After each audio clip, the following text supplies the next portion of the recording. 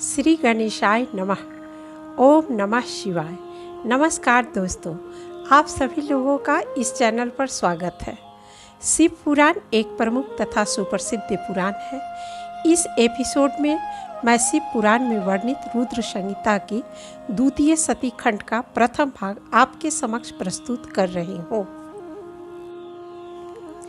नारद जी बोले, संपूर्ण विश्व की सृष्टि करने वाले ब्रह्मादेव, मैं सती की कीर्ति से युक्त शिव का दिव्य चरित्र सुनाना चाहता हूँ।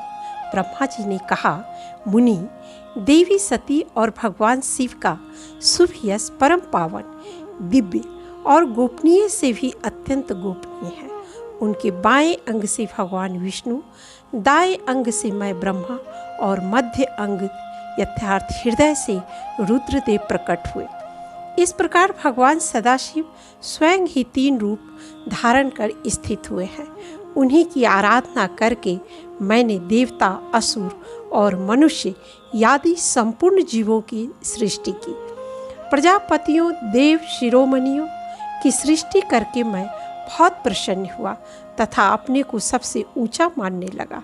जब मरीचि, अत्रि, पुलह, पुलस्त्य, अंगिरा, क्रतु, वशिष्ठ, नारद, दक्ष और भृगु इन महान प्रभावशाली मानस पुत्रों को मैंने उत्पन्न किया, तब मेरे हृदय से एक सुंदर नारी उत्पन्न हुई जिसका नाम संध्या था। वह निरंतर मंत्र का जाप करती रहती थी। इसी तरह मेरे मन से एक मनोहर पुरुष भी प्रकट हुआ। मेरे पुत्रों ने उसके मनमथ, मदन, कंदर्प, अनग तथा कामदेव आदि नाम रखे। उस पुरुष ने पूछा, मैं कौन सा काम करूँगा? तो मैंने कहा, तुम अपने इसी स्वरूप से तथा फूलों के बने हुए 5 वाणों से स्त्रियों और पुरुषों के हृदय में प्रवेश करके मोहित करते हुए सृष्टि की सनातन कार्य को चलाओ। इस चराचर त्रिभुवन में कोई देवता, कोई जीव तुम्हें तिरस्कार करने में समर्थ नहीं होंगे। यही तुम्हारा काम है। कामदेव ने 5 अस्त्रों हर्षण, रोचन, मोहन, शोषण तथा मारण के प्रभाव की परीक्षा के लिए उनका प्रयोग किया। वानों के प्रभाव से मैं तथा मेरे पुत्र मोहित होने से न बच सके। कामदेव ने हम सबको अपने वश में देखा तो उसे अपनी शक्ति में विश्वास हो गया। इधर धर्म ने हमें विकृत होते देख भगवान शिव का स्मरण किया। शिव जी ने प्रकट होकर अपनी कन्या में मेरी काम वासना को वेद विरुद्ध बताकर हमारी भर्त्सना की। उन्होंने हमें प्रबोधित करते हुए बताया कि वेदों की आज्ञा है कि माता, बहन, भाई की स्त्री और पुत्री में कभी कुदृष्टि नहीं रखनी चाहिए। वेदों को प्रकट करने वाले तुम ब्रह्मा और एकांत योगी मरीचि आदि ऋषि इस पाप कर्म में कैसे प्रवृत्त होने जा रहे हो? शिव जी के वचनों को सुनकर मैं पानी पानी हो गया। मैंने काम वासना पर बलपूर्वक काबू पाया। दक्ष के श्वेत पात से रति नाम की एक रूपसी कन्या उत्पन्न हुई। इस प्रकार भगवान शिव हमें पतन से बचाकर अंतर्ध्यान हो गए। दक्ष की पुत्री रति बड़ी रमणीय और मुनियों के मन को भी मोह लेने वाली थी। दक्ष ने संकल्प पूर्वक कामदेव को अपनी पुत्री रति को सौंप दिया। कामदेव और रति दोनों एक दूसरे को पाकर बहुत प्रसन्न हुए। अब मैं तुम्हें संध्या के बारे में बताता हूँ। संध्या के मन में एक बार सकाम भाव आ गया था। इसीलिए साध्वी ने निश्चय किया कि वैदिक मार्ग के अनुसार अपने इस शरीर का अग्नि में आहुति दे दूंगी। आज से इस पृथ्वी पर कोई भी देहधारी उत्पन्न होते ही काम भाव से युक्त ना हो, इसलिए मैं कठोर तपस्या करके मर्यादा स्थापित करूंगी। तरुण अवस्था से पूर्व किसी पर भी काम का प्रभाव नहीं पड़ेगा, ऐसी सीमा निर्धारित करूंगी। इसके बाद इस जीवन को त्याग दूंगी। ऐसा सोचकर वह चंद्रभाग नामक पर्वत पर तप करने चली गई। फिर मैं दयापूर्वक वशिष्ठ को संध्या के पास तप का ज्ञान देने के लिए भेजा। वशिष्ठ जी बोले, भद्रे, तुम इस निर्जन पर्वत पर किस लिए आई हो? महात्मा वशिष्ठ जी की यह बात सुनकर संध्या उन महात्मा की ओर देखी। वे अपने तेज से प्रज्वलित अग्नि के समान प्रकाशित हो रहे थे, मानो ब्रह्मचर्य देह धारण करके आ गया हो। संध्या ने उन्हें प्रणाम करके बोली, मैं ब्रह्मा जी की पुत्री हूँ। मेरा नाम संध्या है और मैं तपस्या करने के लिए इस निर्जन पर्वत पर आई हूँ। यदि मुझे उपदेश देना आपको उचित जान पड़े तो आप मुझे तपस्या की विधि बताइए। वशिष्ठ जी बोले, सुभानने, जो सबसे महान और उत्कृष्ट तेज है, जो उत्तम और महान तप है तथा जो सबके परमाराध्य परमात्मा है, उस भगवान शंभु को तुम हृदय में धारण करके मौन व्रत धारण करो और तुम ओम नमः शिवाय ओम मंत्र जप के साथ तप करो, वह तुम्हारी सभी मनोकामना पूर्ण करेंगे। वशिष्ठ जी संध्या को समस्त विधि विधान से परिचित कराते हुए वहीं अंतर ध्यान हो गए। संध्या काफ़ी प्रसन्न हुई और महादेव की तपस्या में लीन हो गई। तपस्या करते करते 4 युग बीत गया। एक दिन भगवान शंकर संध्या के सामने प्रकट हो गए। संध्या भगवान शंकर को देखकर अत्यंत आनंद से निमग्न हो गई। वह सोचने लगी, प्रभु से क्या कहूँ। भगवान भोलेनाथ उसके हृदय में प्रवेश कर गए। संध्या फिर भगवान की स्तुति करने लगी, बोली, ब्रह्मा विष्णु सभी देवता मुनि जिनके रूप और गुणों का बखान नहीं कर सकते, उनका वर्णन मैं कैसे कर सकती हूँ। प्रभु आप निर्गुण हैं, मैं मूढ़ स्त्री आपके गुणों को कैसे जान सकती हूँ। हे महेश्वर आपको नमस्कार है। हे प्रभु मुझ पर प्रसन्न हो जाइए, आपको बारंबार नमस्कार है। संध्या के कुम्हलाए हुए मुंह को देखकर प्रभु दया से द्रवित हो उससे बोले, भद्रे, मैं तुम्हारी तपस्या से बहुत प्रसन्न हूँ। जिस प्रयोजन से तुमने यह तपस्या की है, सब मनोकामना पूर्ण हो, यह मैं वरदान देता हूँ, तुम्हारा कल्याण हो।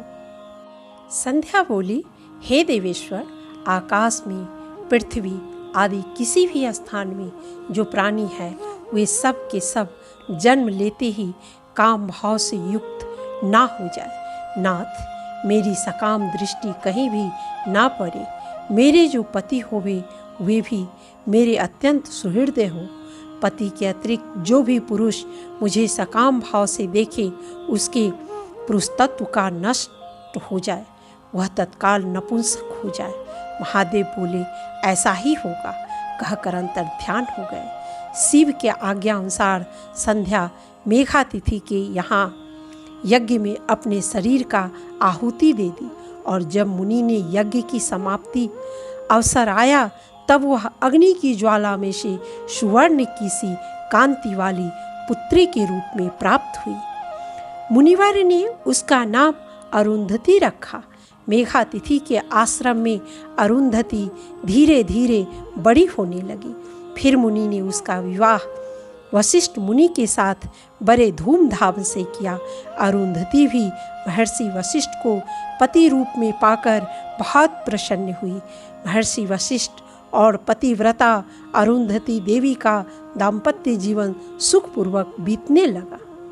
ब्रह्मा जी ने कहा, नारद, एक समय की बात है, मैं और विष्णु जी आपस में विमर्श किए कि जगत के कल्याण हेतु भगवान शिव के लिए शिवा निर्गुण रूप छोड़कर सगुण रूप में धरती पर कैसे अवतरित होंगी। अगर शिवा अवतरित नहीं होगी तो रुद्र रूपधारी शिव किसी भी स्त्री से विवाह नहीं करेंगे। भगवान विष्णु जी बोले, भगवती शिवा को प्रसन्न करने के लिए दक्ष को घोर तपस्या करना होगा, तभी भगवती शिवा उनके घर अवतरित होंगी। फिर मैं, ब्रह्मा और विष्णु ने दक्ष को आदेश दिया कि भगवती शिवा को प्रसन्न करने के लिए तपस्या करो। दक्ष प्रजापति मेरी आज्ञा अनुसार घोर तप करने चले गए। बहुत समय बीतने के बाद भगवती शिवा दक्ष के सामने प्रकट हुई। दक्ष प्रजापति उनकी स्तुति करने लगे। भगवती शिवा बोली, मैं तुमसे प्रसन्न हूँ, वर मांगो। दक्ष प्रजापति बोले, हे भगवती, जगत के कल्याण के लिए मेरी पुत्री रूप में जन्म लीजिए, क्योंकि आपके सिवा किसी स्त्री से रुद्र रूप में अवतरित शिव विवाह नहीं करेंगे। फिर इस जगत का संचालन कैसे हो पाएगा? इसलिए आप मुझे वरदान दीजिए कि आप मेरी पुत्री के रूप में अवतरित होंगी। इसमें मेरे साथ संपूर्ण जगत का भी हित है।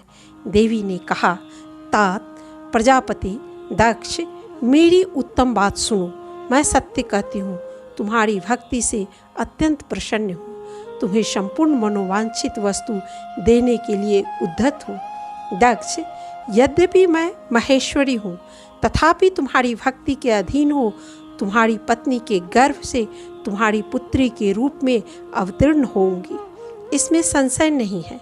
मैं अत्यंत दुस्सह तपस्या करके ऐसी प्रयास करूंगी जिससे महादेव जी को वर पाकर उनकी पत्नी हो जाऊं। लेकिन मेरा एक प्रण है कि मेरे पति कभी भी तुम्हारा आदर घट जाए तो मैं उसी समय अपने शरीर को त्याग दूंगी, अपने स्वरूप में लीन हो जाऊंगी अथवा दूसरा शरीर धारण कर लूंगी।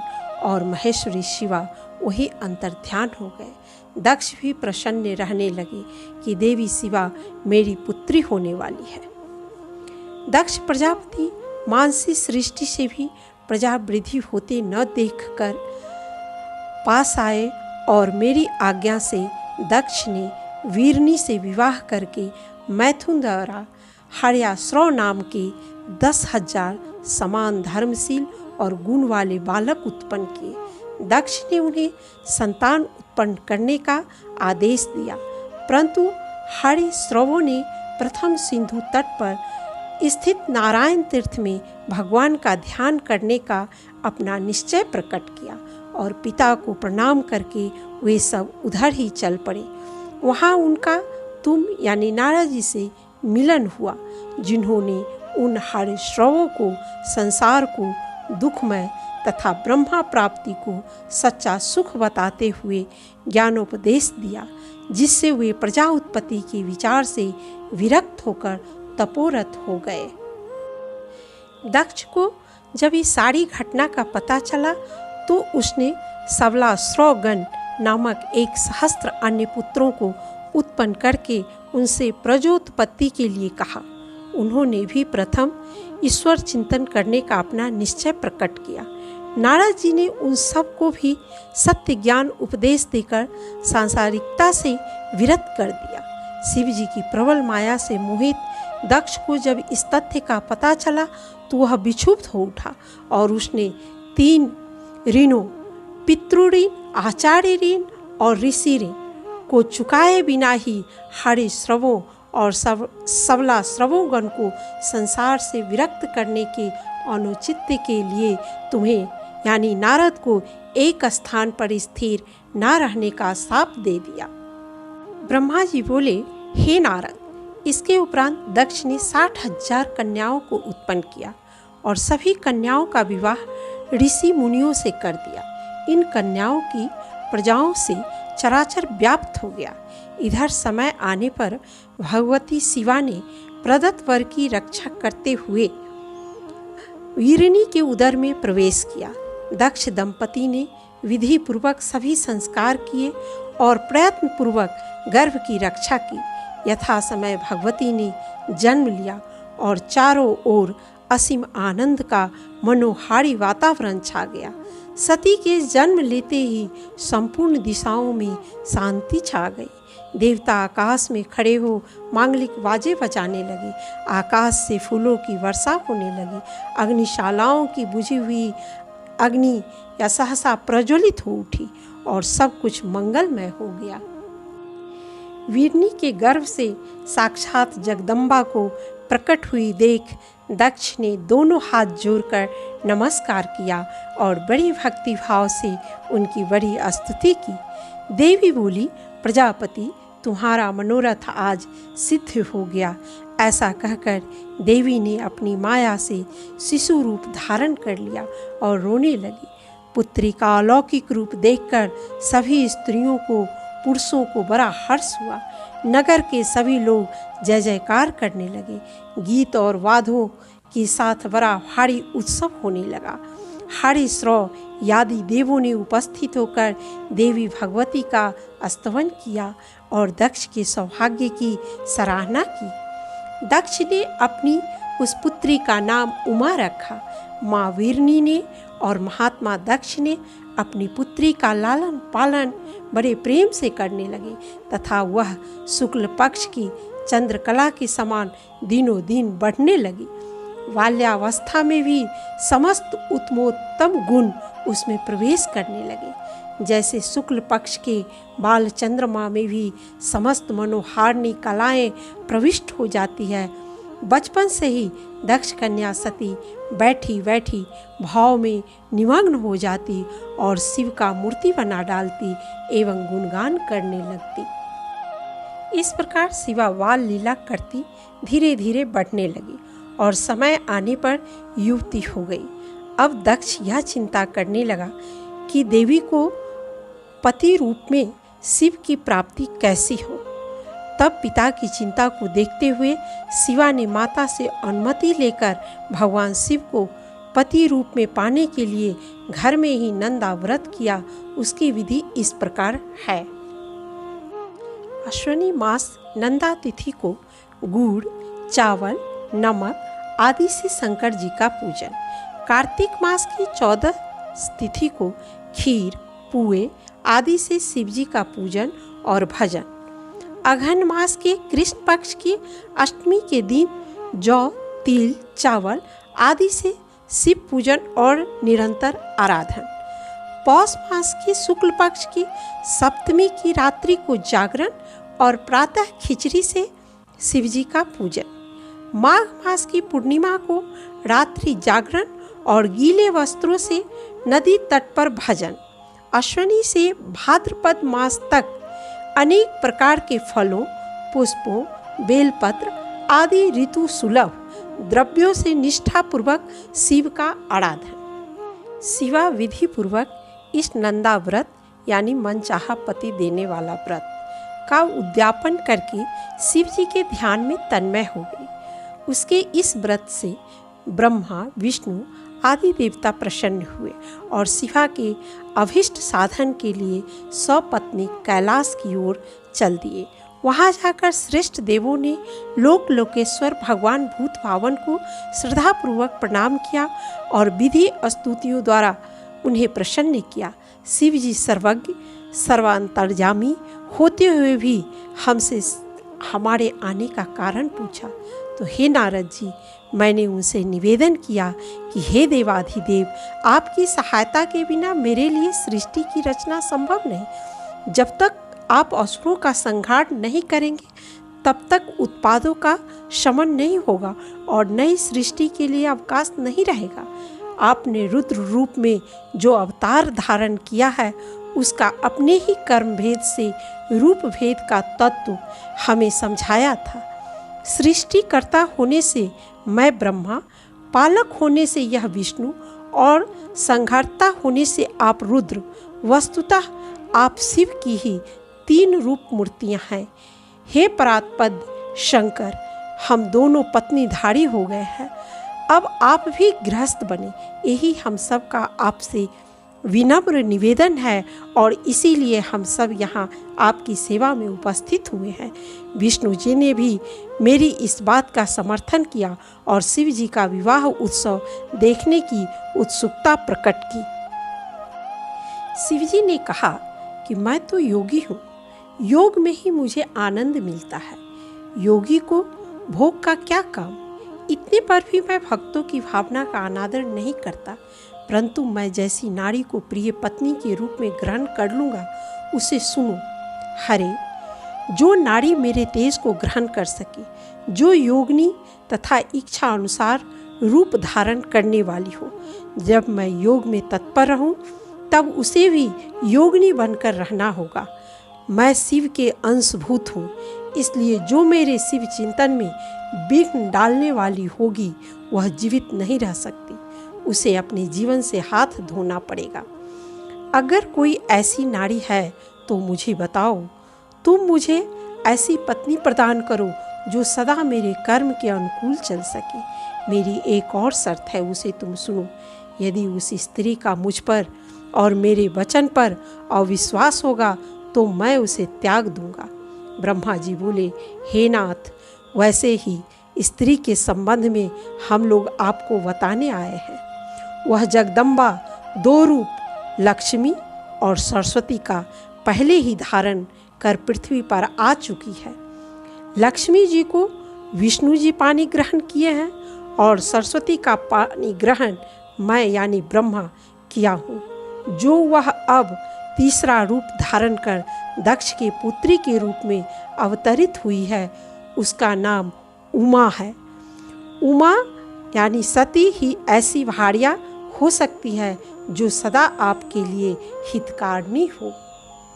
सती आपको पति रूप में पाने के लिए दृढ़तापूर्वक कठोर व्रत का पालन करती हुई तपस्या कर रही है।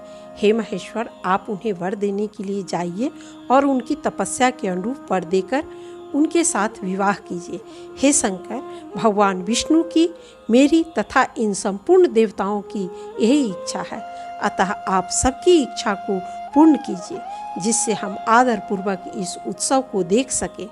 ऐसा होने से संपूर्ण सृष्टि में मंगल ही मंगल होगा, सबकी सारी चिंता मिट जाएगी। शिव जी ने हमारा अनुरोध स्वीकार करते हुए हमें कृत्य कर दिया और हम सब प्रसन्न हो, निश्चिंत हो अपने अपने लोक को लौट आए।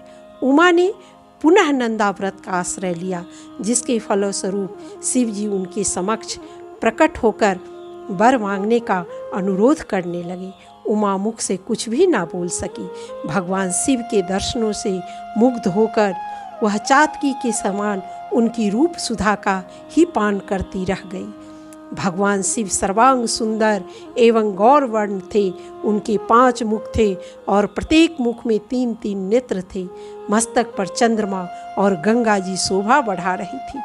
उनके मुख करोड़ों चंद्रमा के समान प्रकाशमान एवं आह्लाद जनक थे। उनकी अंग कांति करोड़ों कामदेव को तिरस्कृत कर रही थी। सती ने ऐसे सौंदर्य माधुर्य से युक्त प्रभु महादेव जी को प्रत्यक्ष देखकर उनके चरणों की वंदना की। उनका मुख लज्जा से झुका हुआ था। महादेव जी ने कहा, उत्तम व्रत का पालन करने वाली दक्ष नंदिनी, मैं तुम्हारे इस व्रत से बहुत प्रसन्न हूँ। तुम्हारे मन को जो अभिष्ट होगा वही वर मैं तुम्हें दूंगा। सती भाव विभोर थी। वह यही कह पाई, जो आपको रुचकर हो वही वर दीजिए। इस पर शिव जी ने उमा को अपनी अर्धांगिनी बनने का वर दिया। हर्षोल्लासित उमा ने वैदिक विधि द्वारा उसे उसके पिता से मांगने का शिव जी से निवेदन किया। शिव जी बोली, प्रिय, ऐसा ही होगा। सती ने महादेव जी को नमस्कार कर भक्तिपूर्वक विदा मांगकर अपने माता पिता के पास लौट गई। उसके पश्चात शिव जी ने मुझे दक्ष के पास कन्या मांगने के लिए भेजा। दक्ष ने यथोचित स्वागत करते हुए मेरा प्रस्ताव सहर्ष स्वीकार किया। ब्रह्मा जी बोले, हे नारद, मैंने शिव जी के पास जाकर दक्ष के निर्णय की उन्हें सूचना दी। मेरे अनुरोध पर शिव जी ने शुभ मुहूर्त निकलवाकर विष्णु जी, मेरे मरीचि आदि पुत्रों तथा अपने गणों को आमंत्रित करके चैत्र शुक्ल त्रयोदशी रविवार के दिन फाल्गुनी नक्षत्र में दक्ष के घर की ओर प्रस्थान किया। दक्ष ने बड़े आदर भाव से वरात का स्वागत किया। दक्ष ने वैदिक विधि से कन्यादान किया और शिवजी ने उमा का पानी ग्रहण किया। ब्रह्मा जी ने कहा, नारद, कन्यादान के पश्चात दक्ष ने भगवान शंकर को नाना प्रकार की वस्तुएं दहेज में दी। उन्होंने ब्राह्मणों को भी धन बांटे। यह सब करके दक्ष बहुत खुश हुए। तत्पश्चात भगवान विष्णु लक्ष्मी सहित शंभु के पास आकर बोले, देव देव महादेव दया सागर, आप संपूर्ण जगत के पिता हैं और सती देवी सबकी माता हैं। आप दोनों सत्पुरुषों के कल्याण तथा दुष्टों का संहार करने के लिए सदैव लीला पूर्वक अवतार ग्रहण करते हैं। यह सनातन श्रुति का कथन है। नारद, मैं देवी सती के पास आकर पूरे विधि विधान से शिवा और शिव की अग्नि परिक्रमा कराए। गाजे बाजे और नृत्य के साथ होने वाला यह उत्सव सबको बड़ा सुखद जान पड़ा। फिर शिव जी ने कहा, आपने सारा वैवाहिक कार्यक्रम संपन्न करा दिए, आप मेरे आचार्य हैं, बताइए आपको क्या दक्षिणा दूं? ब्रह्मा जी कहे, यदि आप मुझे दक्षिणा देना चाहते हैं तो आपसे आग्रह है कि आप इसी रूप में वेदी पर सदा विराजमान रहें, जिससे आपके दर्शन से मनुष्यों के पाप धुल जाए। चंद्रशेखर, आपका सानिध्य होने से मैं इस वेदी के समीप आश्रम बनाकर तपस्या करूं, यह मेरी अभिलाषा है।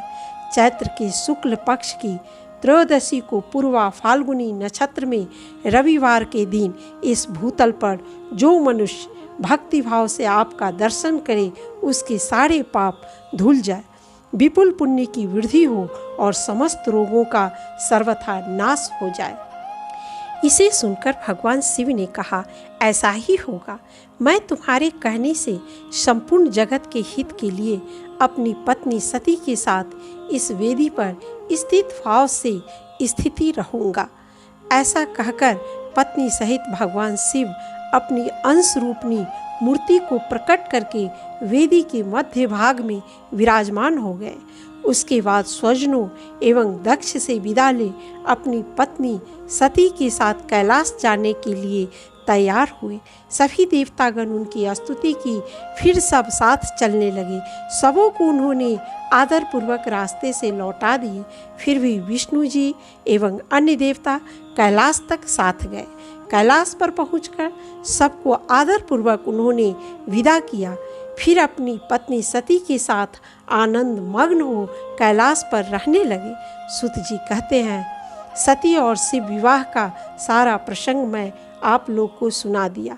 जो विवाह काल में, यज्ञ में अथवा किसी भी शुभ कार्य के प्रारंभ में भगवान शंकर की पूजा करके शांत चित्त से इसको सुनता है, उसका सारा कर्म तथा वैवाहिक आयोजन बिना किसी बाधा के पूर्ण होता है और दूसरे कर्म भी सदा निर्विघ्न पूर्ण होते हैं। आज का ये एपिसोड यहीं समाप्त होता है।